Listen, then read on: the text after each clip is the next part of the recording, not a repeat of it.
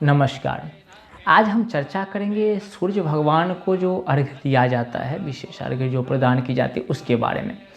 बहुत सारे लोग हमसे सवाल किए, बहुत सारे लोग पूछते हैं जो पंडित जी आप बताते हैं, बहुत सारे पंडित जी भी बताते हैं जो ये मंत्र से अर्घ्य देना चाहिए, ऐसा करना चाहिए, वैसा उतना तो हम कर नहीं पाते हैं। तो फिर कौन सा ऐसा छोटा मंत्र है और कौन सा ऐसा सूक्ष्म रूप से हम अर्घ्य देवें जिससे हमें पूर्ण फल मिले सूर्य भगवान का। और कितने ज्योतिषी भी कहते हैं जो तुम्हारे सूर्य खराब हैं तो ये विशेष अर्घ्य दो, इस प्रकार से अर्घ्य दो, ये मंत्रों से अर्घ्य दो तो तुम्हारे लिए अच्छा काम करेगा ये अर्घ्य देना। तो बहुत सारा सुनते हैं, लेकिन लोग भ्रमित हो जाते हैं। जो कोई मंत्र बड़ा मंत्र हो जाता है, कोई तरीका ही बहुत लंबा हो जाता है, उपाय जो बताया जाता है, तो घबरा जाते हैं करने से और फिर क्या करते हैं, वो नहीं दे पाते हैं। तो मन में सोचे क्यों नहीं एक छोटा सा मंत्र आपको बता दें जिसको देने से, जिस मंत्र के द्वारा अर्घ्य देने से विशेष अर्घ्य का भी फल आपको देखने को मिलेगा। और सूर्य की अनुकूलता है तो ये मंत्र बहुत ही अच्छा है, आप इसका प्रयोग कर सकते हैं। सूर्य भगवान को जल देना, तुलसी में जल देना, पीपल में जल देना, बट में जल देना, वैसे भी आप कर सकते हैं। ना कोई ग्रह खराब हो, ना कोई बताया हो, तो भी आप इस चीज़ को कर सकते हैं। ये करना बहुत ही हमारे लिए अच्छा माना जाता है। लेकिन अगर हम सूर्य जनित उपाय को करते हैं, सूर्य को अनुकूल बनाने के लिए अगर हम करते हैं, तब तो हमको ज़रूर ही करना चाहिए। तो एक छोटा सा हम आपको मंत्र बताते हैं, उस मंत्र के साथ में आप सूर्य भगवान को जल दें और अपने अनुकूल आप सूर्य भगवान को बनाएं।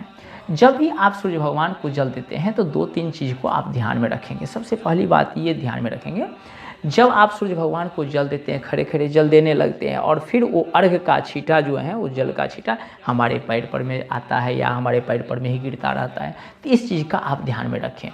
कोई ऐसे कुंड में, गमला में आप जल देवें या कोई ऐसा बर्तन, थाली वगैरह रख लेवे, प्लेट परात आदि रख लेवे जो उसमें जल वहाँ पर में गिरे, हमारे पैर पर में छींटा न पड़े। इस चीज़ का अपना ध्यान में रखिएगा।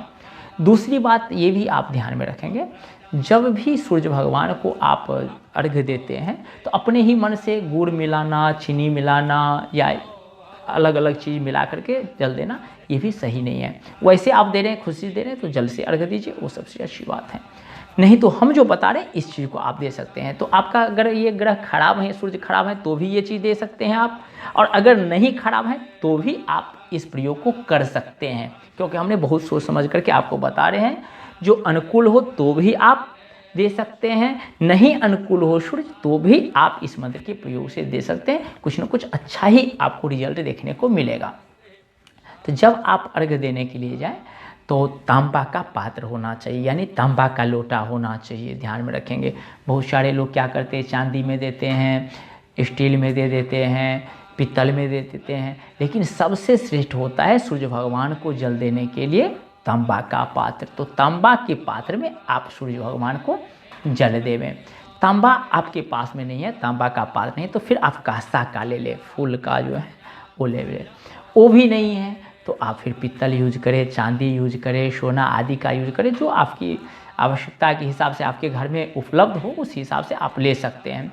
लेकिन कोशिश रखें तांबा के पास से सूर्य भगवान को जल दें।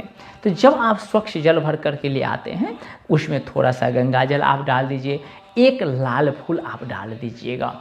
अर्घ्य में वैसे अक्षत वगैरह भी दिया जाता है, लेकिन आप सिर्फ एक लाल फूल और गंगा जल उस जल में दे देवें और फिर सूर्योदय के समय में उगते हुए सूर्य को जो है अर्घ्य देने का प्रयास करें। अगर मान लीजिए सुबह में आप नहीं उठ पाते हैं, थोड़ा सा लेट उठते हैं, 7 बजे 8 बजे उठते हैं, तो भी आप दे सकते हैं। अब ऐसा नहीं 12 बजे दिन में आप उठेंगे, 1 बजे 2 बजे दिन में उठेंगे, फिर आप पूरब घूम करके जो है जल देना आरंभ करेंगे और सूर्य रहेंगे दक्षिण में, तो ऐसा नहीं करें। सुबह सुबह ये अर्घ्य दिया जाता है, सुबह में अर्घ्य देना अच्छा माना जाता है। तो आप सूर्य भगवान के सामने जो है धीरे धीरे जल का धार जो है गिराते चले। एक छोटा सा मंत्र है, क्या मंत्र है? ओम नमो विवस्वते ब्राह्मण भास्वते विष्णु तेजसे जगत सावित्रे सुचय सावित्रे कर्म दाहिने एक वर्ग श्री सूर्य नारायणाय नमः।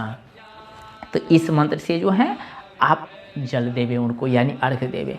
आप कुछ दिन दे करके देखिए, 6 महीना साल भर दे करके देखिए, आप माने आश्चर्य में पड़ जाएंगे।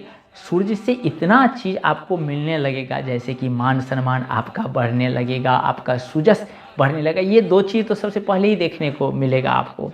और आपके शरीर के लिए भी सूर्य तो बहुत मायने रखता है ना, तो शरीर में भी मजबूती आ जाएगा। आप प्रसन्नचित्त चेहरा लेकर के आप एक दूसरे तक पहुँचेंगे, आप घूमेंगे प्रसन्नचित्त होकर के, सब जगह जाएंगे। तो प्रसन्नचित्त अपने आप को रखने के लिए, एक मजबूत चेहरा बनाने के लिए, अपने को मजबूत बनाने के लिए और फिर सुजस को बढ़ाने के लिए, मान सम्मान को बढ़ाने के लिए ये मंत्र बहुत ही अच्छा होता है और ये तरीका बहुत ही अच्छा होता है। तो आप अपने मान सम्मान को बढ़ाने के लिए हो या अपने सूर्य को अपने अनुकूल बनाने के लिए हो, इस मंत्रों का प्रयोग करके आप जरूर सूर्य भगवान को अर्घ्य देवें। आप देखेंगे निश्चय ही आपको अच्छा फल देखने को मिलेगा। तो मित्रों, आप समझ गए होंगे जो किस प्रकार से सूर्य भगवान को एक छोटा सा मंत्र के द्वारा अर्घ्य देने से हम विशेष अर्घ्य का फल प्राप्त कर सकते हैं। तो आज के लिए इतना ही। आप लोगों को बहुत बहुत धन्यवाद ये वीडियो देखने के लिए, और राम राम।